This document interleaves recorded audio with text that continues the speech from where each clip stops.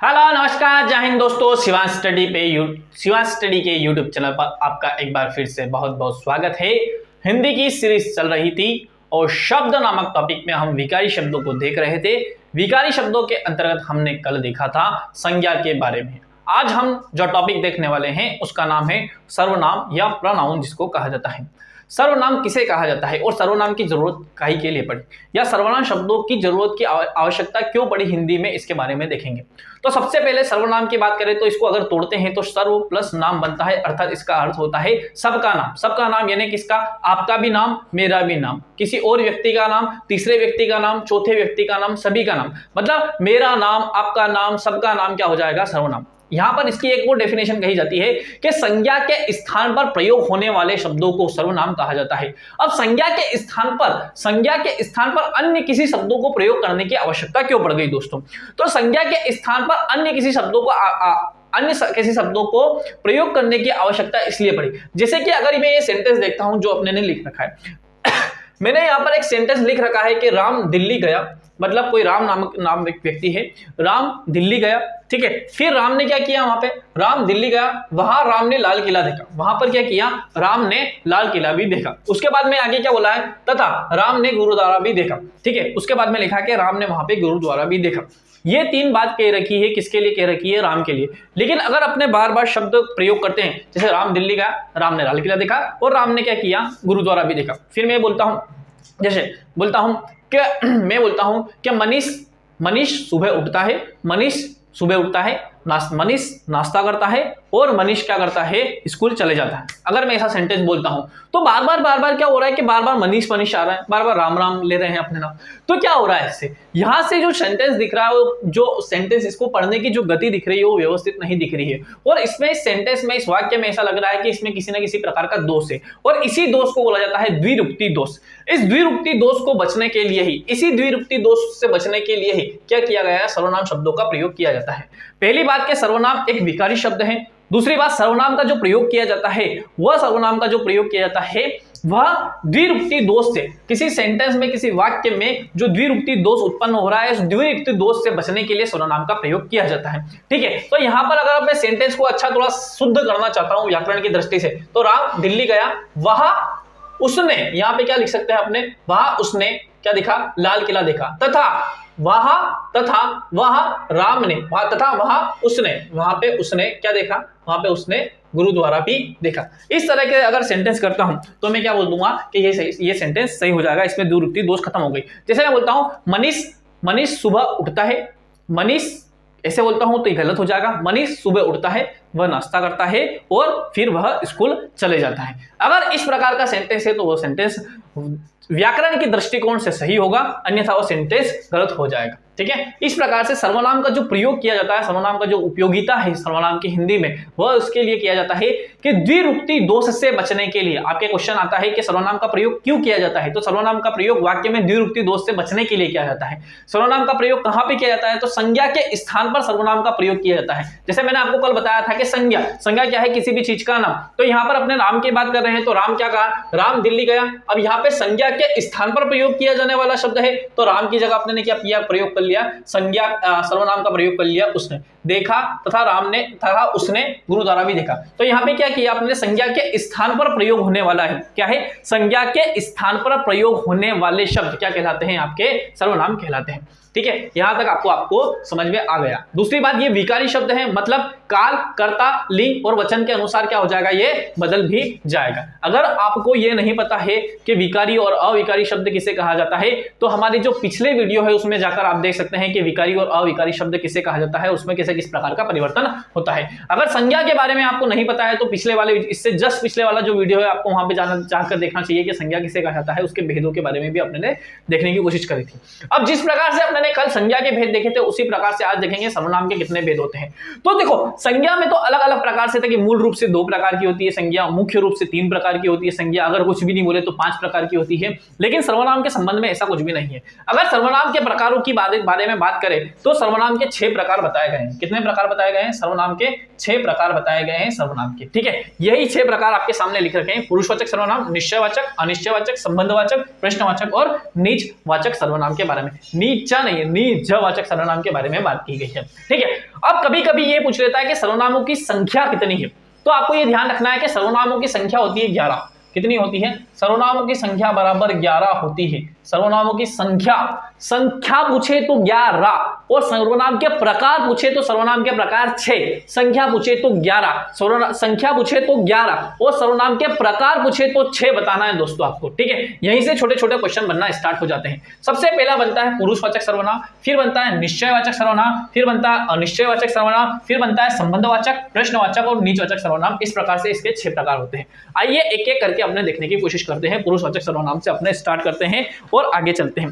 पुरुषवाचक सर्वनाम की बात करते हैं अपने। ठीक है, तो पुरुषवाचक सर्वनाम जो क्या करेगा वो किसी पुरुष की ओर क्या करेगा, इसको छोड़ो। सबसे पहले अपने पुरुषवाचक सर्वनाम में क्या होता है कि पुरुषवाचक सर्वनाम के 3 प्रकार बताए गए हैं, उत्तम पुरुष, मध्यम पुरुष और अन्य पुरुष। अब ये कौन है सर? उत्तम कौन है, मध्यम कौन है और अन्य कौन है? तो तीन तरह के लोग होते हैं। एक होता है वक्ता, जैसे मैं बोल रहा हूं, मैं हूं वक्ता, यानी कि मैं स्पीकर हूं, मैं बोलने वाला व्यक्ति हूं, तो मैं हूं वक्ता। तो वक्ता, और आप सुन रहे हो और देख रहे हो तो आप क्या हो? लिसनर हो। आप क्या हो? लिसनर, यानी कि सुनने वाला।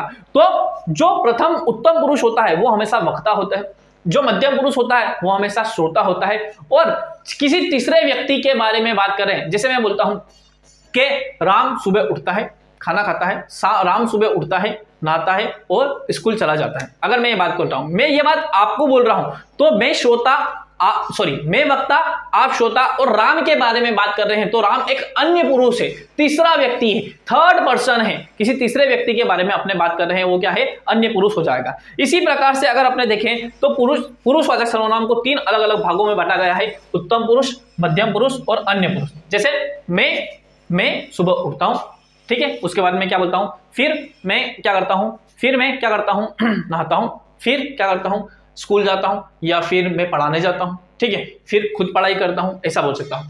अब यहां पर 2 चीज है कि उत्तम पुरुष दो चीज लिख रखी है सर, आपने मैं भी लिख रखा है और हम भी लिख रखा है, तो किसका प्रयोग करेंगे? दोनों का प्रयोग करेंगे। कंडीशन के ऊपर डिपेंड करता है। अगर व्यक्ति एक है, मतलब व्यक्ति एक वचन है, अगर एक वचन है तो मैं का प्रयोग किया जाएगा, एक वचन है, और व्यक्ति एक से अधिक है तो बहुवचन का प्रयोग किया जाता है। ठीक है, जिस प्रकार से अगर मैं बोलता हूं कि मैं कल सेमिनार में जाऊंगा वक्तव्य देने या भाषण देने, अगर मैं कल सेमिनार में जाऊंगा, लेकिन हमारा पूरा जो सीमांत स्टडी का जो पूरा ग्रुप है अगर वो कहां जा रहा है, तो हम क्या बोलेंगे कि हम कल इस सेमिनार को अटेंड करने जाएंगे। तो जब किसी एक व्यक्ति के बारे में बात कर रही है, जब किसी एक व्यक्ति के बारे में बात हो रही है, तो वहां पर मैं का प्रयोग किया जाता है सर्वनाम पे। और जब कहीं पर किसकी बात हो रही है, पूरे ग्रुप की बात हो रही है, या 2 या उससे अधिक व्यक्ति की बात हो रही है, तो वहां पर क्या किया जाएगा, वहां पर हम का प्रयोग किया जाता है, जैसे राम सुबह उठता है, जैसे इसको छोड़ो, चलो, राम तथा उसके मित्र घूमने गए, ठीक है, या फिर राम ही बोलता है, राम, मैं तथा मेरे मित्र घूमने गए, तथा हमने वहां पर क्रीड़ा भी की, मतलब हमने वहां पर खेल भी खेला, हमने वहां पर क्रीड़ा भी की। अगर ऐसा बोलता हूं तो क्या हो जाएगा, वहां पर जो प्रयोग किया जा रहा है, वो हम का जो प्रयोग किया जा रहा है, वे किसके सेंस में किया जा रहा है, मैं और मेरे दोस्त की जगह प्रयोग किया जा रहा है, मतलब संज्ञा के स्थान पर प्रयोग किया जा रहा है। एक से अधिक जने हैं तो हम का प्रयोग किया जा रहा है। आई थिंक ये आपको अच्छे से समझ में आ गया होगा। ठीक है, मैं एक वचन के लिए प्रयोग किया जाता है, हम बहुवचन के लिए प्रयोग किया जाता है, उत्तम पुरुष, ठीक है, चलिए, यानी वक्ता यानी बोलने वाला, वक्ता यानी प्रथम पुरुष। ठीक है, उसके बाद में होते हैं श्रोता। ठीक है, श्रोता, जैसे हम किसी से बात करते हैं, जैसे तुम का प्रयोग करते हैं, तुम का प्रयोग करते हैं, तुम्हारे का प्रयोग करते हैं, इससे अधिक एक प्रयोग करते हैं आपका। ठीक है, एक आप यहां पे भी लिख रखा है, एक आप यहां पे भी लिख रखा है। ठीक है, इन दोनों में भी जो अंतर है वो बताएंगे एंड में जब आएगा। ठीक है, तो सबसे पहले अब मैं क्या हूं, मैं हूं वक्ता, आप हैं श्रोता। मैं क्या बोलता हूं, तुम अच्छे से पढ़ाई करोगे, तो मैं किसको संबोधित कर रहा हूं, आपको, जो भी मुझे सुन रहे हैं उनको बोल रहा हूं कि तुम अच्छे से पढ़ाई करोगे तो निश्चित ही सफल होगे, तुम अच्छे से पढ़ाई करोगे तो निश्चित ही सफल होगे। तो यानी किसके लिए बात कर रहा हूं, मैं सामने वाले व्यक्ति के लिए बात कर रहा हूं। ठीक है, तो ये एक वचन में भी तू ही होता है, बहुवचन में भी तू ही होता है, तुम ही होता है। ठीक है, इसके और भी जैसे तू, तुमने, तुमको, तुमसे, तुम्हारा, ये सारे इसमें ही आ जाते हैं। लेकिन आपका प्रयोग क्या किया जाता है, आपका प्रयोग जब किया जाता है जब सम्मान सूचक शब्दों की बात आ जाती है, जैसे गुरुजी पधारे या गुरुजी आप पधारे, गुरुजी आप पधारे। ठीक है, माता पिता सॉरी इसका क्या आ जाएगा, गुरुजी आप पधारे, गुरुजी आप पधारे। ठीक है, चलिए उसके अलावा किसी और का सम्मान करना है, जैसे किसी का अपने क्या कर रहे हैं, किसी का परिचय दे रहे हैं, ठीक है, तो उसके लिए सम्मान सूचक शब्दों का प्रयोग करते हैं। जैसे मैं बोलता हूं कि ये हमारे मैथ्स वाले टीचर हैं और आप बहुत ही विद्वान शिक्षक हैं, या फिर मैं बोल दूं कि आप बहुत लंबे समय से शिक्षण का कार्य कर रहे हैं, तो मैंने उनके लिए आप शब्द का प्रयोग किया है। ठीक है, मैंने तुम का नहीं किया। मैं ये भी बोल सकता हूं कि ये हमारे मैथ्स के टीचर हैं, तुम लंबे समय से मैथ्स पढ़ा रहे हैं, ठीक है, ये भी बोल सकता था, लेकिन ये क्या करता है, ये बेइज्जती हो जाती थोड़ी, तो वहां के लिए काय के लिए आपका प्रयोग करें, ये हमारे मैथ्स के टीचर हैं और ये आप जो हैं आप लंबे समय से शिक्षण का कार्य कर रहे हैं मैथ्स का, ऐसा भी अपने कह सकते हैं। तो आप जो प्रयोग किया जाता है वह किसके लिए किया जाता है, सम्मान सूचक शब्दों के लिए किया जाता है। ठीक है, अब अन्य पुरुष में यह वह ये वे का प्रयोग किया जाता है। अन्य पुरुष यानी किसी तीसरे व्यक्ति के बारे में बात कर रहे हैं, उसके बारे में अपने बात कर रहे हैं। यहां पर ध्यान रखना, यहां पर अपने बात कर रहे हैं पुरुषवाचक सर्वनाम, यानी किसी व्यक्ति के स्थान पर प्रयोग किए जाने वाले, किसी व्यक्तिवाचक संज्ञा के स्थान पर, यानी कोई सजीव जो संज्ञा होगी उसके स्थान पर प्रयोग किए जाने वाले के बारे में बात कर रहे हैं। तो यह वह ये वे, जैसे मैं बोलता हूं कि राम को छोड़ो, यहां पे मैं यह वह ये वे का लेता हूं। जैसे मैंने यहां लिख रखा यह मेरी पुस्तक है, ठीक है, लेकिन ये निश्चयवाचक सर्वनाम के अंतर्गत लिख रखा है, लेकिन यह वह यह ये और वे, ये जो प्रयोग किया जाएगा, ये जो इसका जो उपयोग किया जाएगा वो पुरुषों के लिए किया जाएगा। जैसे कि मैंने यहां पर एक लिख रखा है कि यह मेरी गाड़ी है, ठीक है, राम मेरा मित्र है और वह इंदौर में रहता है। ठीक है, मैंने बोला कि राम मेरा मित्र है, या राधा मेरी मित्र है और वह इंदौर में रहती है। ठीक है, फिर मैं बोलूं कि राम श्याम गीता सीता मेरे मित्र हैं और वे इंदौर में रहते हैं, या वे झाबुआ में रहते हैं, या वे बंबई में रहते हैं, या वो दिल्ली में रहते हैं, या वे बॉम्बे में रहते हैं। ठीक है, तो मैंने क्या प्रयोग किया कि राम मेरा मित्र है और वह इंदौर में रहता है। फिर एक मैंने किया राम श्याम सीता गीता, ये मेरे मित्र हैं और वे मुंबई में रहते हैं, ऐसा बोल सकता हूं। ठीक है, अब मैं क्या करता हूं, एक चीज बोला है मैंने कि ये राम श्याम सीता गीता मेरे साथ में, लेकिन राम श्याम सीता गीता मेरे साथ में नहीं है, तो मैं बोलता हूं कि राम मेरा मित्र है और वह इंदौर में रहता है, अब यहां पे थोड़ा आप ध्यान रखना। फिर मैं बोलता हूं कि राम श्याम सीता गीता जो कि मेरे मित्र हैं वह कहां रहते हैं, वह बॉम्बे में रहते हैं। इसी मैंने दो आपको सेंटेंस बोले, उन सेंटेंस को समझने की कोशिश करो। अब यहां पर मैंने दो प्रकार के सेंटेंस लिख रखे हैं, एक लिख रखा है यह वह, एक लिख रखा है ये वे, इनके दो अलग अलग प्रकार के मैंने डिवाइडेशन कर दी। तो यह वह का जो प्रयोग किया जाता है, यह वह का प्रयोग जो किया जाता है, जैसे मैं इस पेन को बोलता हूं ये पेन मेरे पास में है, तो यह मेरा पेन है, यह मेरा पेन है, लेकिन ये निश्चयवाचक सर्वनाम के बारे में बात कर रहा। अभी इसको छोड़ो, ठीक है, यह वह ये वे का जो प्रयोग किया जाता है, यह का प्रयोग जो हमेशा किया जाता है वो पास की वस्तुओं के लिए किया जाता है, पास की व्यक्ति वस्तुओं के लिए किया जाता है और एक वचन के लिए प्रयोग किया जाएगा। यह का प्रयोग एक वचन में और पास की चीज के लिए, वह का प्रयोग दूर के लिए और एक वचन के लिए, दूर की वस्तुओं के लिए, दूर के व्यक्तियों के लिए और एक वचन के लिए। ठीक है, यह का प्रयोग एक वचन, वह का प्रयोग एक वचन, लेकिन यह का प्रयोग पास के लिए, वह का प्रयोग दूर के लिए। ठीक है, उसी प्रकार से मैं क्या बोलता हूं कि ये और वे, तो ये का प्रयोग पास की वस्तुओं के लिए लेकिन बहुवचन के लिए। जैसे मैं बोलता हूं कि ये मेरे पेन है, ये मेरे पेन, हालांकि ये पुरुषवाचक में नहीं आएंगे, ये आ जाएंगे अभी निश्चयवाचक में, इसको भी अभी थोड़ा क्लियर कर दूंगा। तो ये मेरे दोस्त हैं, ये मेरे मित्र हैं, राम श्याम सीता गीता ये मेरे मित्र हैं, ये यानी ये एक से अधिक है, एक से अधिक है यानी कि बहुवचन में है, तो बहुवचन में है और पास में है। राम जैसे यहाँ पे खड़ा है, यहाँ राम श्याम सीता गीता, मैं बोल रहा हूँ राम श्याम सीता गीता ये मेरे मित्र हैं, या मेरे मित्र है, पास में ही खड़े। ठीक है, अब यहाँ पर मेरा पास में नहीं, ये कहीं और है।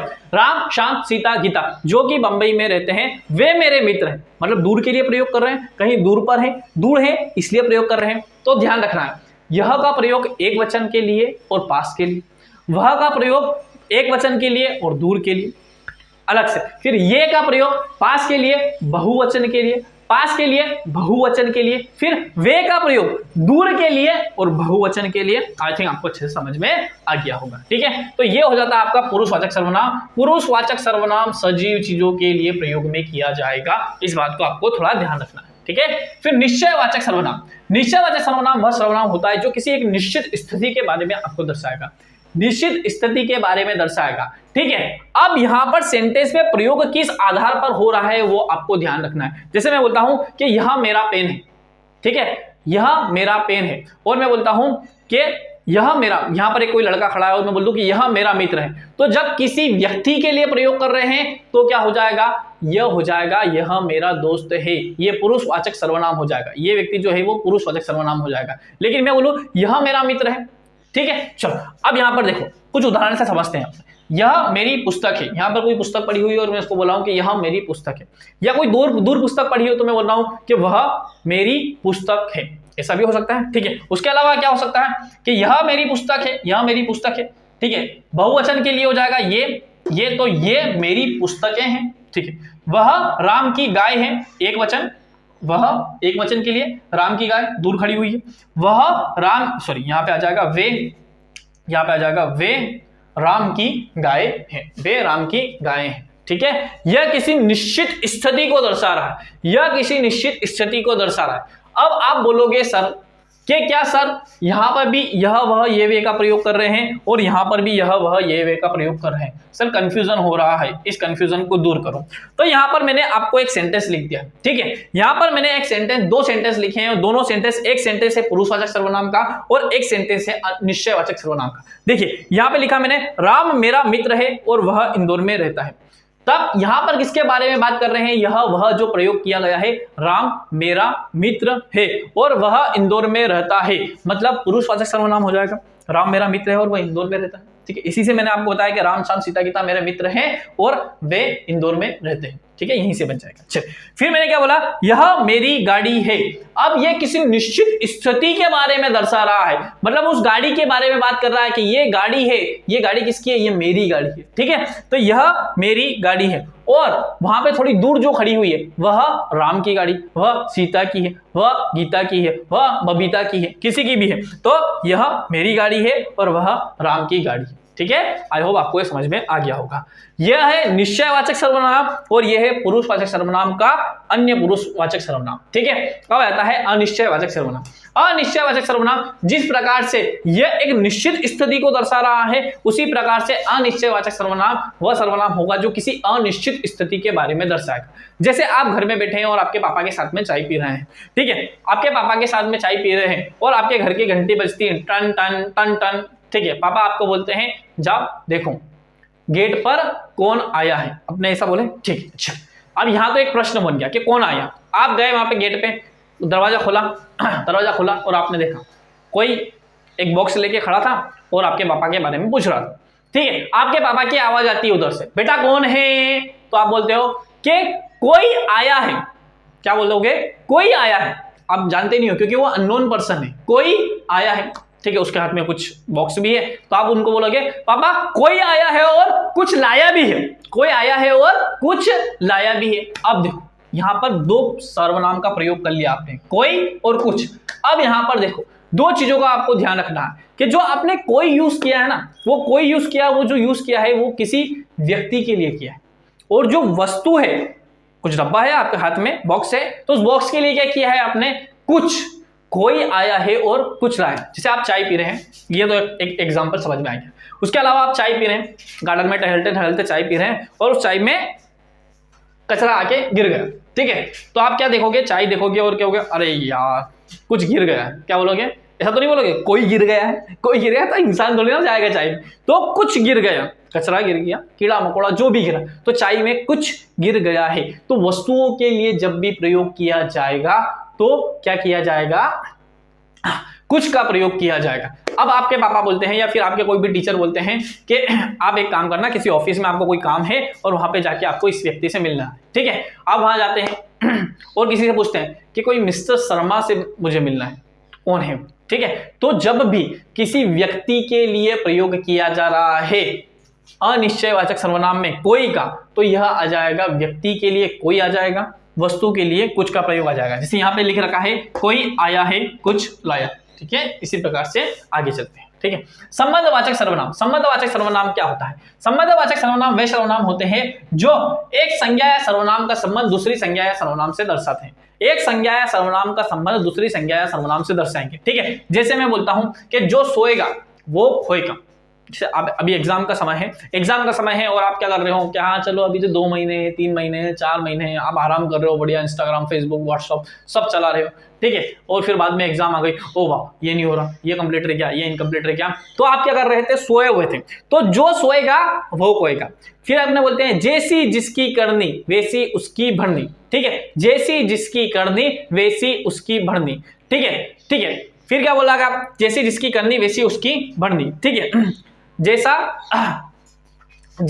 फल बोगे, जैसा पेड़ बोगे वैसा फल मिलेगा। तो जैसा वैसा, ठीक है, जो सो कोई, सॉरी कोई कुछ नहीं, जो सो जिन्होंने उन्होंने, ठीक है, जिसकी उसकी। ठीक है, अगर इस प्रकार के आप कोई सेंटेंस का प्रयोग करते हैं वाक्य में, मतलब शब्दों का प्रयोग करते हैं, तो वो काय में आ जाएंगे, आपके संबंधवाचक सर्वनाम में आ जाए। अगला आता है आपका प्रश्नवाचक सर्वनाम। प्रश्नवाचक सर्वनाम में क्या, जब किसी संज्ञा या सर्वनाम के बारे में किसी प्रकार का कोई प्रश्न पूछा जाता है तो उसे प्रश्नवाचक सर्वनाम कहा जाता है। प्रश्नवाचक सर्वनाम जैसे तुम क्या कर रहे हो, ठीक है, तुमने क्या खाया, तुम क्या कर रहे हो, तुमने क्या खाया, तुम कैसे हो, मैं अच्छा हूं, तुम कैसे हो। ठीक है, वहां कौन खड़ा है, आप कब आए, आप कैसे आए, आप क्यों आए। ठीक है, तो जब भी किसी भी सेंटेंस में किसी भी प्रकार के क्वेश्चन का हो, किसी भी प्रकार के प्रश्न पूछे जाए, ठीक है, और वहां पर इन सर्वनामों का प्रयोग किया जाता है तो उन्हें प्रश्नवाचक सर्वनाम कहा जाता है। अगला आता है निजवाचक सर्वनाम। निजवाचक सर्वनाम में भी आपको क्या हो सकता है, कंफ्यूजन हो सकता है। जिस प्रकार से मैंने यहाँ पे एक आप लिख रखा है, यहाँ पर मैंने एक आप लिख रखा है, ठीक है, उसी प्रकार से मैंने यहाँ पे एक आप लिख रखा है, दोनों आप। लेकिन इस वाले आप में और इस वाले आप में क्या अंतर है, दोनों अलग अलग है, बहुत डिफरेंट है इसमें। इस आप का जो प्रयोग कर रहे हैं अपने सामने वाले व्यक्ति के लिए कर रहे हैं, मतलब सामने वाला व्यक्ति मतलब मध्यम पुरुष के बारे में बात कर रहे हैं, सेकंड पर्सन के बारे में बात कर रहे हैं यहाँ पर। लेकिन यहाँ पर जो आपका प्रयोग किया गया है, ये आपका प्रयोग जो किया गया है वो स्वयं के लिए किया है। ठीक है, जैसे आपने कभी कभी बोलते हैं कि तुम रहने दो, ये काम मैं अपने आप ही कर लूंगा। ठीक है, या फिर मैं अपने आप कपड़े धोता हूँ, या मैं अपने आप गाड़ी चला लेता हूँ, मैं अपने आप गाड़ी चला लूंगा। फिर यह बोलेगा कि फिर अगर कोई सब्जेक्ट कंप्लीट करने के बाद बात आ गई कि एग्जाम का समय चल रहा है और कोई सब्जेक्ट आपको कंप्लीट करना है, आप किसी की मदद नहीं लेना चाहते हैं, तो आप क्या बोलोगे कि मैं आप ही कर लूंगा, तू रहने दे। ठीक है, या मैं स्वयं ही कर लूंगा, या मैं खुद ही कर लूंगा। अगर इस प्रकार के कोई सेंटेंस प्रयोग में लाते हैं, जैसे मैं अपना कार्य अपने आप ही कर लूंगा या आप ही कर लूंगा, एक ही बात हो जाएगी। मेरी माता भोजन अपने आप ही बना लेती है या बनाती है। ठीक है, तो इस प्रकार का प्रयोग, जब आपका प्रयोग स्वयं के लिए किया जाए, जब आपका प्रयोग, जैसे आजकल कुछ पत्रिकाएं लिखती हैं तो उसमें लिखा हुआ रहता है कि ये फलाना फलाना कार्यक्रम निज निवास, मतलब उसके प्राइवेट निवास पे जहां पर उसका घर है वहां पर ही किया जाएगा। तो यहां पर जो आपका प्रयोग किया जा रहा है ये स्वयं के लिए किया जा रहा है, और यहां पर जो आपका प्रयोग किया जा रहा है ये आदर्श सूचक शब्दों के लिए किया जा रहा है। ठीक है, जैसे एक कुछ वाक्य अशुद्ध रहते हैं, जैसे वाक्य और वाक्य के भेद लिखिए, तो ये अशुद्ध वाक्य है। ठीक है, जैसे वाक्य और वाक्य के भेद लिखिए, बच्चा और बच्चे की माँ, बच्चा और बच्चे की माँ घूमने गए, ऐसा मैं बोलता हूं, तो ये सेंटेंस मतलब गलत है। इनमें दो से सर्वनाम होगा, जैसे वाक्य और उसके भेद लिखिए, बच्चे और उसकी माँ घूमने गए। ठीक है, तो इस प्रकार के अगर सेंटेंस आप लिखते हैं तो वो सही होंगे। ठीक है, यहां पर जो आपका प्रयोग किया जा रहा है वह आपका प्रयोग स्वयं के लिए किया जा रहा है, और यहां पर जो आपका प्रयोग किया जा रहा है वह सामने वाले व्यक्ति के लिए किया जा रहा है। ठीक है, चलिए अब यहां पर आपको एक चीज और देखनी है कि यहां पर आपको एक चीज और देखनी है कि ये वाले सेंटेंस तो लिख रखे हैं, ये वाले सेंटेंस लिख रखे हैं, इस सेंटेंस की जगह एक और सेंटेंस लिखा जा सकता है। ठीक है, आई थिंक इतना हो गया है, तो यहाँ पे मैं यहाँ पर लिख देता हूं कि यहाँ पर कुछ और सेंटेंस क्या लिख देते हैं। ठीक है, तो यह वह ये वे का प्रयोग एक और तौर पे हो सकता है, वो है कि विशेषण। जैसे मैंने लिखा कि यह मेरी पुस्तक है, ये पुस्तक के बारे में लिखा। ठीक है, एक सेंटेंस ऐसे भी लिख सकते हैं कि यह पुस्तक मेरी है, ऐसा भी तो लिख सकते हैं, मेरी है, ऐसा भी तो लिख सकते हैं, हाँ या हाँ या ना। यहाँ पे यह वह जो भी लिखना चाहो कि यह पुस्तक मेरी है या वह पुस्तक मेरी है, या यह वह कुछ भी लिख सकते हैं, वह पुस्तक मेरी, ठीक है। तो यह वह ये वे का प्रयोग कभी विशेषण के तौर पे भी किया जाता है। विशेषण के तौर पर कैसे किया जाता है? अब जब विशेषण के तौर पे किया जा रहा होगा और सब सर्वनाम के तौर पे किया जा रहा होगा तो हम अंतर कैसे पता लगाएंगे? अब यहाँ पे आप ध्यान रखना कि जब भी यह वह ये वे के बाद में, जब भी यह वह ये वे के बाद में अगर संज्ञा आ जाती है, अगर संज्ञा आ जाती है, जैसे यह वह के बाद में डायरेक्ट संज्ञा, पुस्तक एक प्रकार की संज्ञा है, ठीक है। तो यह पुस्तक मेरी है, यह पुस्तक, इस पुस्तक की विशेषता बता रहा है कि यह पुस्तक मेरी है, यह पुस्तक मेरी है, यह बताना चाह रहा है। तो जब किसी यह वह ये वे के बाद में डायरेक्ट अगर संज्ञा आ जाती है तो यहां पर आपको ये जो प्रयोग किया जा रहा है यह विशेषण के तौर पे प्रयोग किया जा रहा है। और अगर यह वह ये वे के बाद में डायरेक्ट संज्ञा नहीं आती है और बीच में किसी अन्य शब्दों का प्रयोग हो जाता है तो वह क्या आ जाती है, यहाँ पर ये वाला जो यह वह ये वे है ये सर्वनाम के तौर पे यूज किया जा रहा है। ये बात आपको ध्यान रखना है, ठीक है। चलिए, ये आपको पूरा समझ में आ गया होगा, ठीक है। सर्वनाम के 11। अब यहाँ पे आप एक बात और देख लें कि 11 सर्वनाम के 11 जो संख्या कितनी है, 11 है। तो उसमें 11 संख्या में कौन कौन सा है? तो एक तो आप हो गया 2, 3, 4, 5, 6, 7, ठीक है। चल 7 के बाद में आप ध्यान रखना ये 8, ये 9, ठीक है, ये 10 और यह 11, ठीक है। क्योंकि यह से ही ये बना है, वह से ही वे बना है, मैं से हम बनाए, ठीक है। चलो तू से तुम बनाए, आप बनाए, ठीक है। ये दोनों तरफ एक ही प्रकार के लिख रखे हैं। तो 1, 2, 3, 4, 5, 6, 7, 8, 9, 10, 11, ठीक है। ये 11 जो हो जाएंगे आपके क्या हो जाएंगे, ये सर्वनाम के प्रकार हो, सर्वनाम की संख्या हो जाएगी, ठीक है।